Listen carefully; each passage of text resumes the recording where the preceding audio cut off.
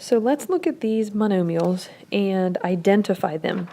When you are identifying a monomial, you want to determine if it is a constant and kind of express if it is, then you just say yes, it is constant. If it is not, then you need to express why.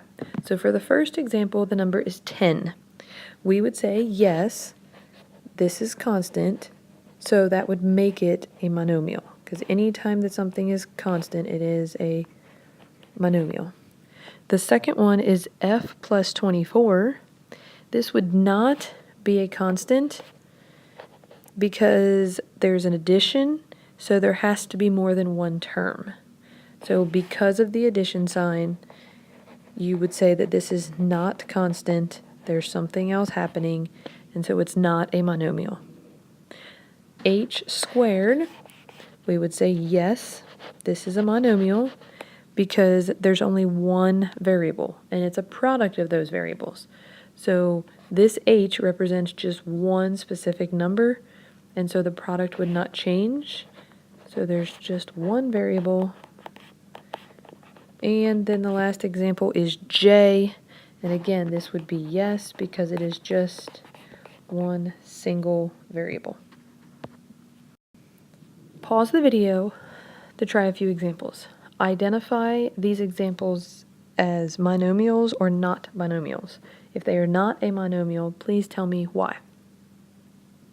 So for the first example, it's negative x plus 5, and we would say that this is no because it has addition and more than one term. So it is no because of the addition and the term. 23abcd squared, we would say that this is yes because this is a product of a number and a variable. Yes, because it's product of number and a variable. And then the last example is xy squared divided by 2, and this again would be yes because it's a product of variables with a constant in the denominator. So the denominator is constant because it's a number that cannot change, and the product is on top. So when we are trying to multiply two powers that have the same base, you need to add their exponents. So for example, 6n to the third times 2n to the seventh. Well, to do this, you want to pull out the integer. So we have 6 times 2, and this whole thing times n to the third times n to the seventh. So the 6 times the 2 would give you your 12. And now here, because they both have the same base, you just add their exponents. So this would be n to the 10th. And you could leave it just like it. Pause the video to try a few examples. For the first example, we have 3y to the 4th times 7y to the 5th. You pull out the 3 times the 7, and you're left with just the y to the 4th times the y to the 5th. So 3 times the 7 is 21, and then y to the 9th because you have to add the exponents. So you have 21y to the 9th. For the next example, you do the same thing. You pull out the 4 and the negative 6, and you're left with the r times the r to the 5th times the x squared times the x squared times the t to the third times the t,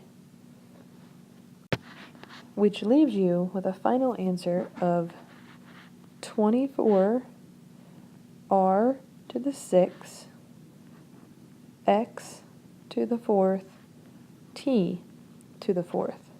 Because remember, you're adding your exponents, and r here actually is a 1. So you would add your 5 plus 1, your 2 plus 2, and again your 1 at the end, and so your 3 plus your 1. So there would be your final answer. To find power of a power, you have to multiply the exponents. So anytime there is a number to a power of a power, then you have to multiply the exponents. So in this case, you have g to the 6th to the 7th power. So you need to multiply the 6 and the 7, which would leave with g to the 42nd power. And you can simplify this by putting it in a calculator if you knew what g was, or you can just leave it in the power form. Pause the video to try a few examples. So for the first example, we have 2 to the 2nd power squared to the 4th power. So what we need to do here is we need to simplify. So we know that this in here is 2 to the 4th power because the 2 times 2. So then that leaves it with 2 to the 4th power. And then we multiply and we get 2 to the 16th power. You could simplify this a little bit further by putting this in the calculator, or you can just leave it in this form.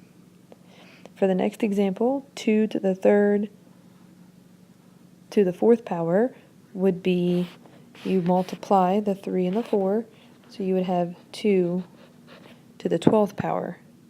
And then, like I said, you can leave it in this form, or you can enter it in a calculator and figure out what that exact number is. So we're going to take a look at power of a product. To find power of a product, you find the power of each factor, and then you multiply. So if we have negative 2 times x times y to the 3rd to the 5th power, you want to take this 5th power to everything. Kind of think of it as distribution. So that would be negative 2 to the 5th power times x to the 5th power times y to the 3rd to the 5th power. And so once you simplified that down, you would actually get it down to negative 32 x to the 5th, y to the 15th. And that would be your simplest form of the power of a product. Simplifying expressions is when you are taking a monomial and you're kind of breaking it down into its simplest form. To identify if a monomial is in its simplest form, the first thing you want to look for is that each base only appears one time. So if you have two bases then that are the same but are appearing multiple times, then it's not in its simplest form. You also want to make sure that there are no powers of powers. So you should not have something to the power, like a power to the power of something. And then lastly, all the fractions are in simplest form. And this is a big one because a lot of times I will see a fraction that may be like 12 over 50. That is not simplest form. You need to make sure that it is in its simplest form, meaning that nothing else can go into that number other than 1 in itself.